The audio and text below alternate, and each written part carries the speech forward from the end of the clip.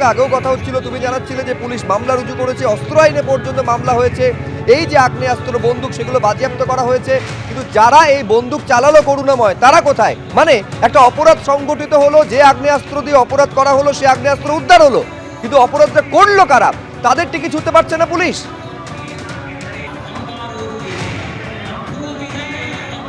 দেখো, এটা মানিকচকের নূরপুরের ঘটনা।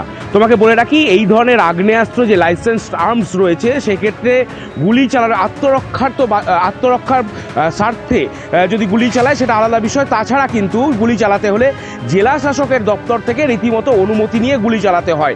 পুলিশ বলছে এটা বেআইনি কাজ হয়েছে, অথচ পুলিশ এখন পর্যন্ত কেবলমাত্র আগ্নেয়াস্ত্র উদ্ধার করতে পেরেছে। যারা এই গুলি চালালো তাদের কোনো খোঁজ নেই, যাদের নামে লাইসেন্স ইস্যু হয়েছে তাদের কোনো খোঁজ নেই। এখনো পর্যন্ত একজনকেও পুলিশ আটক করতে পারেনি বা গ্রেপ্তার করতে পারেনি। বিরোধীরা প্রশ্ন তুলছে এখানে, যেহেতু তৃণমূল নেতারা এই অনুষ্ঠানে উপস্থিত ছিল, তোমাকে বলে রাখি যে একাধিক তৃণমূল নেতা ছবি সেখানে রয়েছে, যে সূচনা পর্বে তৃণমূল নেতারা রয়েছেন, সমদীপ সরকার, ফাইজাল খান, এইরকম অনেকে নেতা, অঞ্চল সভাপতি, তৃণমূলের সাধারণ সম্পাদক পদে রয়েছেন, প্রাক্তন সম্পাদক রয়েছেন তৃণমূলের, তারা সেই অনুষ্ঠানে উপস্থিত রয়েছেন।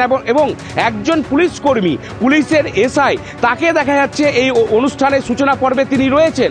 এই এতজন থাকার পরও এই ধরনের একটা ঘটনা ঘটলো, এবং তারপরও এখনও পর্যন্ত পুলিশ কেবলমাত্র এই যে আগ্নেয়াস্ত্র, সেই আগ্নেয়াস্ত্র বাজেয়াপ্ত করেই রয়েছে। এখনও পর্যন্ত বিরোধীরা অভিযোগ তুলছে এখনও পর্যন্ত কাউকে আটক, জিজ্ঞাসাবাদের জন্য ডাকা হলো না, আটক করা হলো না, গ্রেপ্তার হলো না। স্বাভাবিকভাবে এই পুলিশের ভূমিকা নিয়ে বিরোধীরা প্রশ্ন তুলতে আরম্ভ করেছেন। শুভ্রজিৎ, বেশ, করুণাময় তুমি আমাদের সঙ্গে থাকো। আমি এইখানে আরেকবার ছবিটা দেখাচ্ছি, যেখানে 5 রাউন্ড গুলি চালানো হচ্ছে একটা ভলিবল টুর্নামেন্টের সূচনা অনুষ্ঠানে। ঐতিহ্যবাহী খেলা হয়, লকডাউনের পর খেলাটা, গনি খানের আমল থেকে খেলাটা হয়। লিখিত পারমিশন নেওয়া আছে, কিন্তু ওরা গান ফায়ার করবে তার পারমিশন নেওয়াটা উচিত ছিল, কিন্তু সবগুলো লাইসেন্সধারী বন্দুক এবং লাইসেন্স আপনি শুনলাম যে আইসি লাইসেন্স এবং বন্দুক সিজ করেছে। তো যাই হোক, এটা আইন বিরোধী একটা কাজ হয়েছে। পারমিশন আমিও গেছিলাম তো এই অনুষ্ঠানে। আমাদের সামনে হয়নি, আমরা ওরা জাস্ট মানে প্রথমে স্টার্টিং করে দিয়েছিল খেলাটা, আমরা তারপরে ঢুকেছিলাম। হ্যাঁ মঞ্চে ছিল তো, ওখানে যারা sub inspector SI Ashish Goswami, আরেকজন কে ছিল রহমান, পুলিশের সামনে কি গুলি চলেছিল, গুলি চালানো হয়েছিল? সেটা তো আমি ঠিক বলতে পারবো না। আমি যখন ঢুকি তখন মঞ্চে পুলিশ ছিল। বলছি, আপনারা শোনার পর কি পুলিশকে জানিয়েছিলেন? মানে কি শোনার? এই যে গুলি চালানো হয়েছে, ওখানে যখন গেলেন আপনারা জানতে পারলেন, তখন কি পুলিশকে জানালেন?